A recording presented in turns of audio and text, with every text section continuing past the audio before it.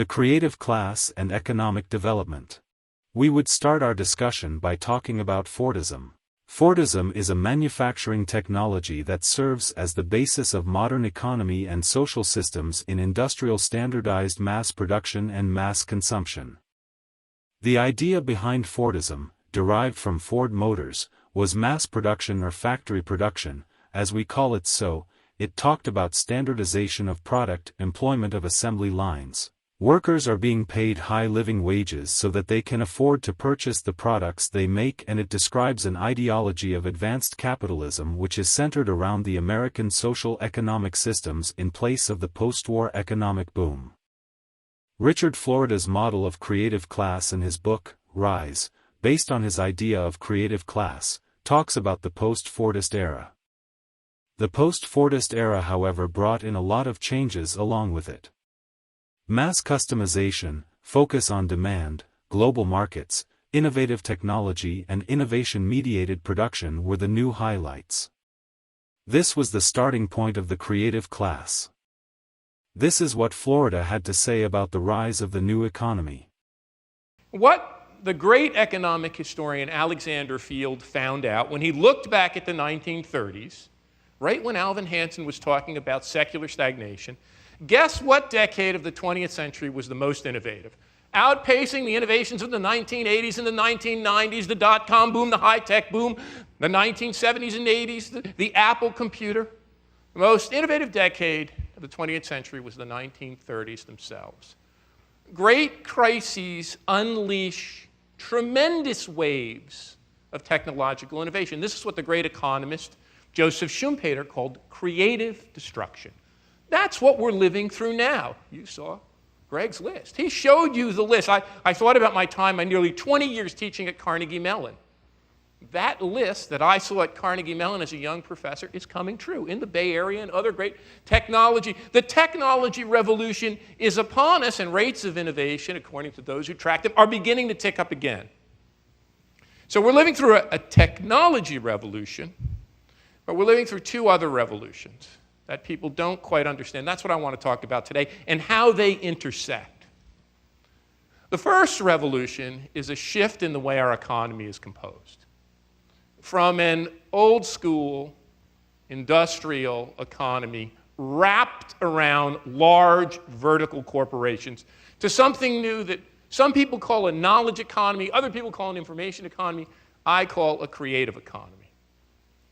And that's been unfolding for the past 2 or 3 decades. And that's gaining great steam. Well, you already heard, and many of you live here. The San Francisco Bay Area, stretching from this city down to the Silicon Valley, are perhaps the greatest expression, if not one of the greatest expressions, of that new knowledge and creative economy.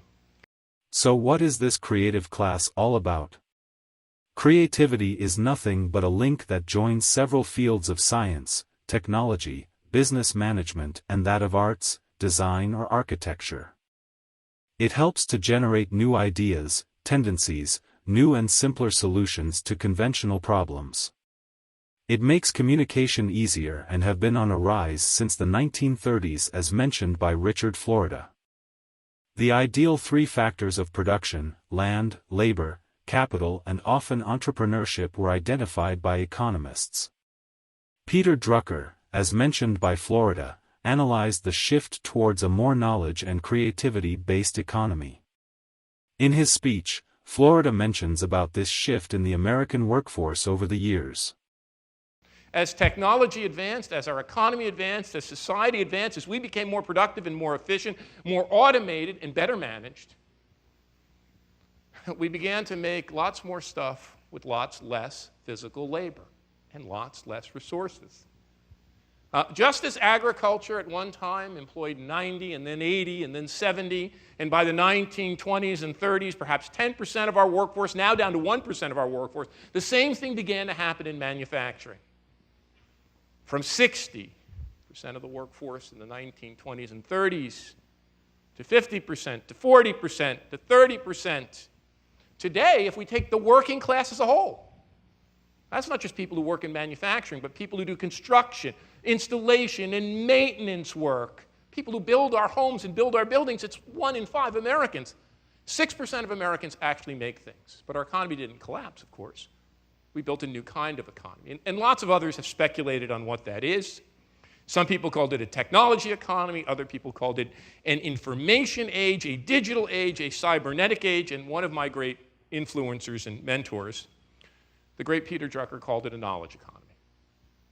We were shifting from an older industrial economy, in his words, to a newer knowledge economy. Drucker got it just about right. Hence, Richard Florida talks about how creativity is a non-depleting stock unlike land, labor, or capital. He mentions how Marx believed that physical labor, or the ability to transform and rebuild nature through physical effort, is what made human beings unique. The author here, along with his mentor Jane Jacobs, believed it was the shared creativity that played the major role in overall economic development. Richard Florida, in this regard, gives an account of the historic development of the creative class from 1900s till date. In the year 1900, America was still an agricultural economy. More than 50% of Americans, 70% of us worked on farms, or around farms, supporting farms. Less than 5% of us were members of this creative class. Science, techies, artists, designers, people working in entertainment and media, knowledge workers in management, in the business professions. By the year 1950, we had become an industrial economy. Now more than 50% of Americans worked in and around factories. Less than 10% of us were members of this creative class. Beginning in the year 1980, the economic tsunami begins to wash over us. And of course, if you're from the Bay Area, you could see this creative outburst before that. You could see it as early as the late 1950s, the Beat Generation. You could see it in the 1960s in the Hate. You could see it by the youth movement and the counterculture, but all as temper tantrum, all as release, all as trying to find and come to grips with this creative impetus. In my book, I said it wasn't Woodstock that was the bellwether of the creative economy. It was the rise of Silicon Valley itself, turning creativity from a cultural force into an economic force. Between 1980 and today, the United States has generated more than 25 million jobs in the creative class. Science, technology, arts, culture, music, entertainment, and the rest. Now in the United States, a third of the workforce are members of this creative class. In this Bay Area, more than 40% of all workers in the Bay Area in toto. That includes all the outlying areas, all the still manufacturing areas, all the rural areas, not inner core San Francisco and parts of Mountain View and Palo Alto. There, the creative class composes 80 or 85 or 90% of the workforce. We are on track to add another 10 million of these jobs over the course of the next decade. Florida also mentions in his papers that the creative class make up 1/3 of the U.S. workforce, with a number of almost 41 million, but accounts for half of U.S. wages and salaries and earning an average wage of $70,000 a year. This is the rise of the creative class in the new economy. The question one might pose now is, how much is education or a college degree important in this respect? Well, Richard Florida answers that too. Across the U.S., 3/4 of the adults having a college degree may be a part of the creative group. But less than 60% of the people whose occupations qualify them as members of the creative class have college degrees. For in 10 members of the creative class, almost 16.6 million workers do not have formal degrees. The creative group thus takes into account the new American dream, the suburbia, the modern factories, the entrepreneurs, the skilled artists, innovators, and creators. Let us look at some of the statistics. From the figure it is evident that US and Europe are among the top rank holders in the Global Creativity Index, with India at the 80 to 100 range. East Coast of US, in 2005, handled a majority of the population belonging to the creative class, while pockets of Seattle, San Francisco and San Diego showed higher densities too. The growth of the creative group in 2005 has been a steady one, later fueled by technological advancements, show lot more growth in 2017. In trying to define the success of the creative class, the author talks time and again about the development of clusters, and how these clusters play a crucial role in development of the creative group.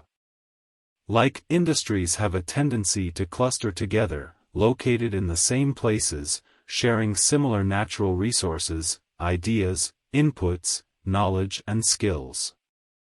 This can also be related to the clustering theory proposed by Jane Jacobs and mentioned by Florida. You see, the Industrial Revolution confused us.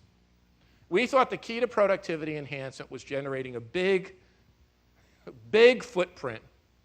Factory, industrial complex, River Rouge, Henry Ford, giant vertically integrated behemoth in Pittsburgh or Detroit, and that factory was the source of economic growth. Wrong. The basic source of economic growth for all of human history has been the clustering of people together. The person who invented this was my second great mentor and influence, in addition to Peter Drucker, the late, great Jane Jacobs. Jane Jacobs didn't have a college degree, didn't have a PhD, wasn't a professor. She began observing cities. She wrote a great book on New York City. She stopped the decimation of Greenwich Village. And I became friends with her in her 80s. And when she was approaching her mid-80s, somebody asked her what her greatest contribution would be. And she said, I think I figured out where economic growth comes from. She said, most economists think economic growth comes from factories, comes from companies. Now, companies are very important. But she said, most economists believe that companies drive economic growth by making things more efficiently. She said, but if you look at where new things come from, companies may have one innovation, they may have two innovations. Some of the best companies may have 5 or 10. But when you look back through human history, where do innovations in arts and culture and technology come from? They come from clusters of people. Robert Lucas, when he won the Nobel Prize, said this was the single most important advance in the history of modern economic thought, the idea that cities and the clustering of talented and creative people. The clustering of talented and creative people is the basic mechanic, underlying driver of economic growth, and that's what we're seeing. Next, we would briefly mention about the 3 T's proposed by Richard Florida and a 4th T which he also talks about, namely technology, talent, tolerance and territorial assets. While technology talks about progressive growth through revolutionizing capitalism, talent speaks about knowledge workers bringing in newer products and ideas through constant brainstorming. Florida, in this regard, gives us an interesting example. You see, I came to this theory of creativity not by studying Silicon Valley startups, not by studying Facebook or Apple or Microsoft or Google or Twitter, but by studying factories. It goes back to the panel's conversation.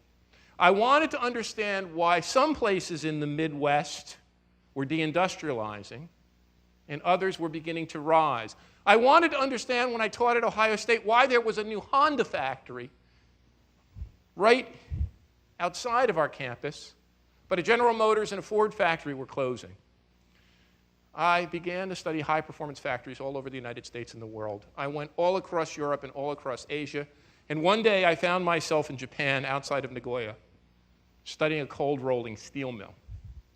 The plant had turned the cold rolling of steel from a batch process that took 2 weeks into a continuous process that took no more than 5 minutes. When I asked the plant manager who invented that, which great metallurgist, material science program, at Carnegie Mellon, at MIT, at Stanford, what great set of engineers had invented that, he said, I had it all wrong. The transformation of that process was done on the factory itself, by the workers themselves. The factory itself, he said, had become a living laboratory. And then I realized where I heard it first. I heard it from my father. I already told you my dad was born in 1921 in Newark, New Jersey, the son of Italian immigrants. The third and probably the most debated factor is tolerance. A research carried out with Gary Gates led to the development of the Gay Index 2001, which in turn led to an interesting finding. Places scoring high on the Gay Index saw proportionate rise in regional clustering of high-tech industry. Presence of the gay community indicated higher tolerance in the area, which in turn led to growth of creative people constituting the ethnic minorities, immigrants, etc. For example, here one can see the share of the Hispanic community creative class in U.S., spread out across the country. Finally, the territorial assets talk about the quality of place, that is a combination of natural and built environment, accompanied by the diverse kind of people interacting in a bustling street life with art, culture, music and outdoor activities. Among all its positives, the creative class has received several critics over the years, with authors like Glaser proposed an inverse theory where he mentioned that highly skilled people in highly skilled industries would come up with new ideas, as opposed to the inner creativity fueling innovations. However, Florida, along with Melander and Stolaric, have found significant impact of the creative class on wages. In fact, a college graduate in a creative class job adds 16% more wage, about the same as another 1.5 years of additional education, according to Todd Gabe. Theorists like McGranahan have agreed that creativity has an effect on growth, independent of the endowment of human capital. Answering to Stephen Malenga's findings, Stolaric found, between 1990 and 2000, the creative leaders generated 3 times as many jobs as the laggards, 2.32 million versus 850,000. Jobs generated were twice, from 11% to 22%. While discussing inequality, Florida found that larger metros had a larger share of skills, knowledge and have a higher percentage of wages for creative service and blue-collar workers alike. Housing costs are also higher. Although wages of creative class people are high enough to balance these additional costs, that of the working and service class are not. Income inequality, according to him, is more closely related to race, poverty, while wage inequality is associated with skills or education. As an economic development policy, Michael Bloomberg, former mayor, New York, mentioned the above tweet. He added that the most creative people prefer to live in places that offer opportunities, protect personal freedom, and that acts as a breeding ground for newer ideas, newer innovations. This was one of the major impacts of the creative class theory. The downtown project of Tony Hsieh in Vegas was another idea. Investment of $350 million was conceived to transform the Vegas downtown into an open-air startup incubator to focus on community interaction, innovation, and productivity. In conclusion, we must talk about how Florida sums it up as the Great Reset. The transformation of the economic and social order from a Fordist economy to a knowledge economy. An economy fueled by creativity, innovation, skill, and an uprising of the minorities, who may not even possess a college degree. In the end, the knowledge is what guides the economy forward. Florida asks the society to hone this skill and usher in a new form of transformed economy.